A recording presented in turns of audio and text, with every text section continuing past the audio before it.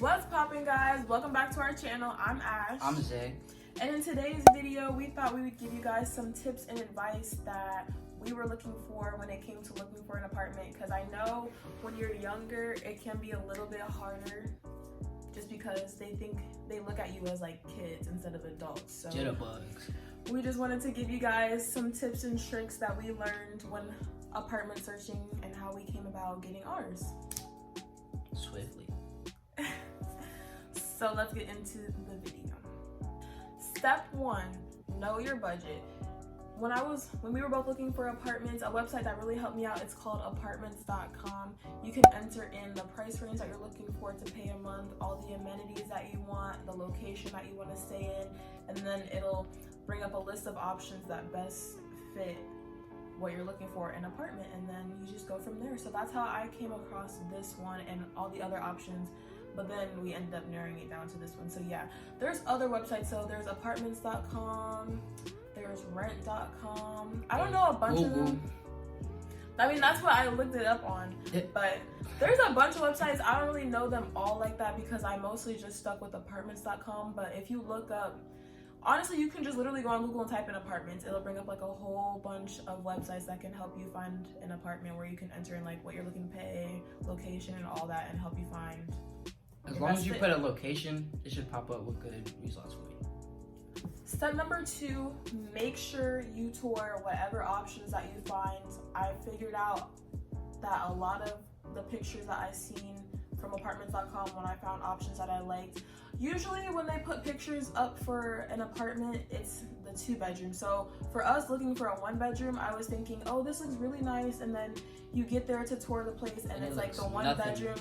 It's not like completely 100% different, obviously, but like 95% though. There's big differences, like as far as like space wise and everything. Like you just really want to make sure that you go there and check it out for yourself. And even besides the fact that they showed 2 bedrooms instead of 1, it's just sometimes it'll like look really nice online, and because they usually post the renovated ones or what it's gonna look like, and then still have old ones to look at. Exactly, like the prices and pictures, they don't always match up, and me and Zay have like seen pictures and prices that we liked online, and the price was true, but when you pull up there, it's just like the environment and everything. No, like not at all. One time there's one apartment that we found that we thought looked nice, like the pictures looked nice and everything. First of all, it was the 2 bedrooms. We were pulling up, driving in, and they had a pothole in the ground right in front of it. Like they had a whole hole in the ground. And so what are cones? What are those cones made for? Instead of putting cones around it, they put a whole cone. That's how big the hole was. They put a whole cone in the hole to block it. Who puts a cone inside a pothole? Like, it's supposed to be around it, so you can see it. It just looks way nicer than that online. So you just drive and all you see is a little orange triangle sticking out the ground. Yeah, so you really just want to make sure that if you like something, you need to make sure it looks the same in person, because trust me, it's not always the same. If I had a Jeep Wrangler, I would have fun with that though. No, that's gonna mess up your tires. I bet you a Jeep Wrangler smash that. I remember in high school, people who had Jeep Wranglers would always drive over the median, and I used to be like, damn.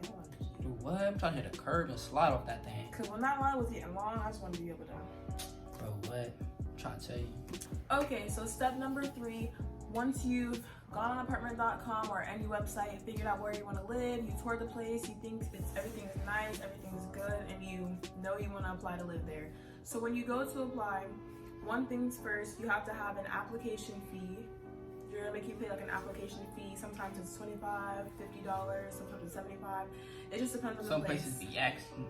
So there's the application fee, and then there's the admin fee. This one's usually like $100, maybe $150. It ranges between there. So there's the application fee and then the admin fee that you have to pay, and then you put in all your general information, like where you last live, social, name, birthday, and just then all that basic put stuff. The other person's stuff on your paper as well. Them too. So whoever you're applying with, or if it's just you pay the application fee, and then all that information, and then you send in your application. And then let's say you were to get approved. So then from there, they go to check your credit. Now with credit, for younger people, a lot of you probably don't have credit yet. We didn't have credit yet. So we had to get a secured credit card from the bank. And what a secured credit card, you have to be 18, by the way, to get any type of credit, first and foremost. and just to even apply for an apartment. But unless your parents have put something in your name, then you would be building credit already. If you already have some type of credit, that's great. But if you don't, a secured credit card would be a better way to go. Pretty much, banks, whatever your bank is, they usually have like a minimum amount that you have to put down. Like I have Regions, so I had to put down a minimum of $250. Mine was $500 for BB&T. It was? Yeah, that's why we went to yours instead. Oh, I forgot. Dang, that was a lot. Mm-hmm. Anyways, but we did mine because mine was lower. We had a minimum of $250 that we had to put, and that means that you can't spend any more money than $250, and that's just your credit limit. And then a certain day of the month, you just have to pay a little bit payments on it. And then after 6 months, it takes about 6 months to accumulate a credit score, but it just depends on if you're making like, there's usually a minimum payment, like it might be like $10. If you make just the minimum payment, it's gonna go up pretty slow.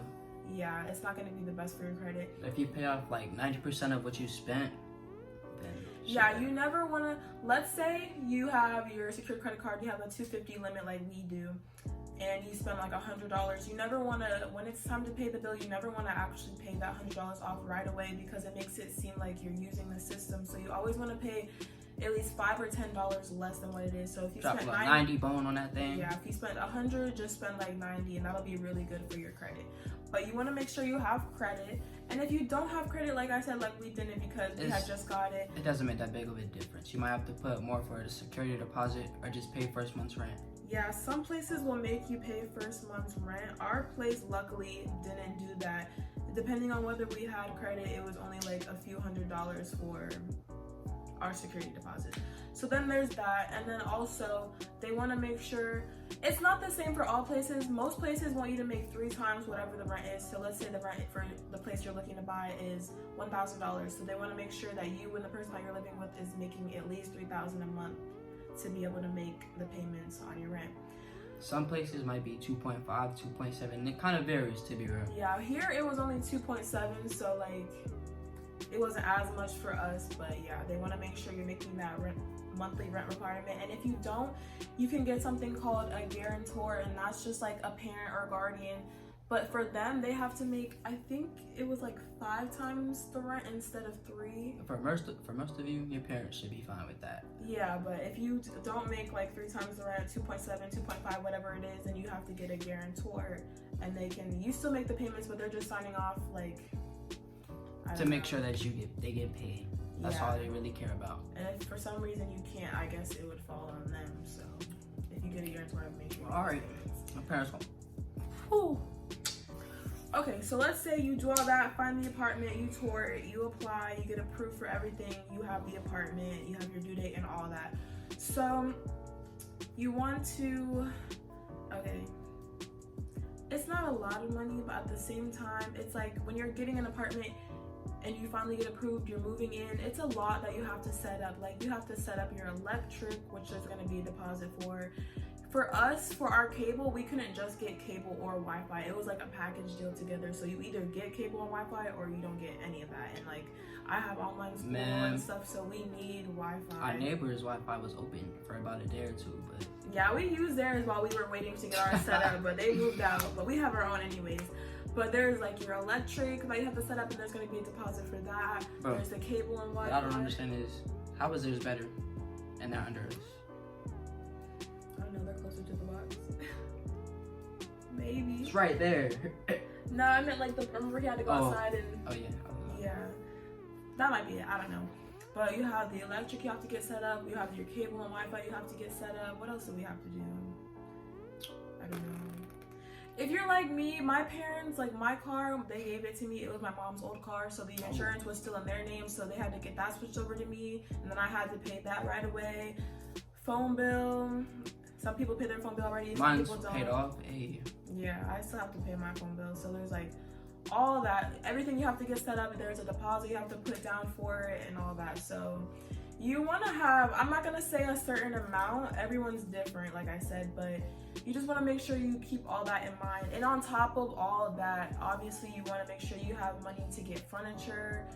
luckily for us, his parents had a lot of furniture that they were getting rid of and that we were able to get. So we got like a TV stand, couch, dining room set. Like we got a good amount of our furniture from them.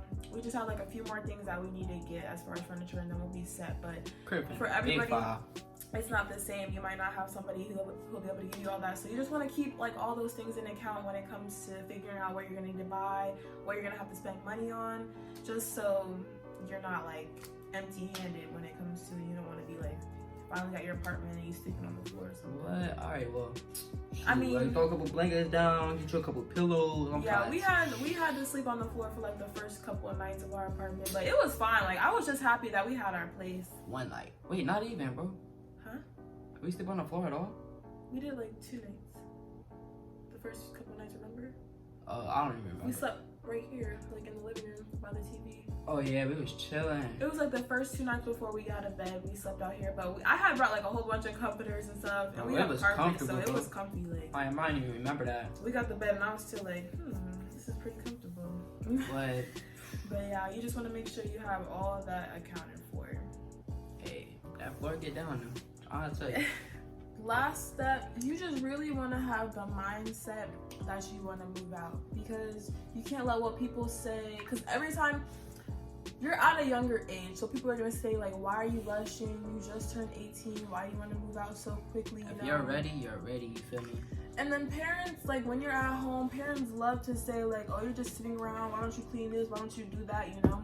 But then once you start making moves and doing stuff, it's like, oh, slow down. You're acting grown, you know? So you just can't let what other people have to say like get in the way. Like if you know for a fact that you want to move and you have the mindset to want to move, then play them video games in peace, you feel me? Don't let exactly play video games in your own house. Like at least you can say you're paying bills. They can't say, oh, you don't pay bills here, you don't cook, you don't clean, you don't do nothing. Don't got no choice now, huh? Exactly. So you just really gotta want to have the mindset they want to move. Don't let what anybody else has to say to stop you, and just. You started talking really fast. I really did. Just do your thing. It might get worse before it gets better, but it will always get better. True. Thank you guys for watching this video. I hope you liked it. I hope we gave you all some good tips and tricks. If you're like young like us, 18, 19, looking to move out or already in the process, I hope this video really helped. You feel me? If you did like it, give us a thumbs up just so we know we were helpful in any type of way. Y'all want more like this or something, just comment below what other types of videos you want to see. We're still working on the apartment tour. We're still getting, like I said, the last few things together. It's gonna be big fire though, best believe. But it's still coming. I haven't forgotten. I'm definitely ready to do that video. But other than that, thank you guys for watching, and we'll see you on our next video.